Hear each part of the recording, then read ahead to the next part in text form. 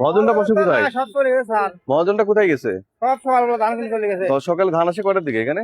ধান আসে 5টা দেখতে। একজন মহাজনও নেই রাস্তার পরে আপনারা করেন ধানের ব্যবসা এভাবে? এখানে এদিকে দিকে করতে পারেন তো, এটা ফুটপাতের জায়গা।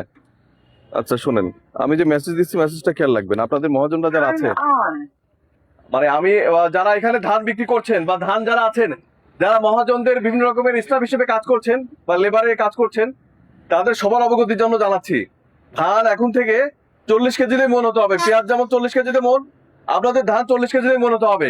কৃষকের কাছ থেকে 41 কেজিতে মন বা 42 কেজিতে মন নেওয়া যাওয়ার কোনো সুযোগ নেই এবং নেওয়া যাবে না। এটা যদি আপনি নেন, এটা ভোক্তা অধিকার আইনে 45 ধারায় এবং আরো কতগুলো ধারা আছে, আপনি অভিযুক্ত হবেন। এর জন্য জেল, জরিমানা উভয় দণ্ডই আছে। সুতরাং এই প্র্যাকটিস করবেন না।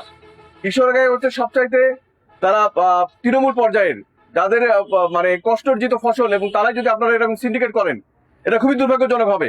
এটা করার কোনো সুযোগ নেই।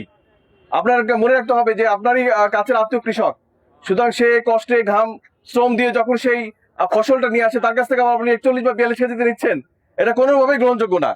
এবং এরপরে আমরা আজকে বলে দিচ্ছি এবং আগেও বলেছি, আমরা ভিডিওতেও বলেছি যে এরপরে যদি কেউ 41 কেজিতে মন নেয় এবং তার যদি কোনো ভিডিও বা অডিও থাকে, আমরা সেই ধারালা যে কিনছেন যে মহাজন, তার বিরুদ্ধে আমরা কঠোর আইনানুগ ব্যবস্থা গ্রহণ করব।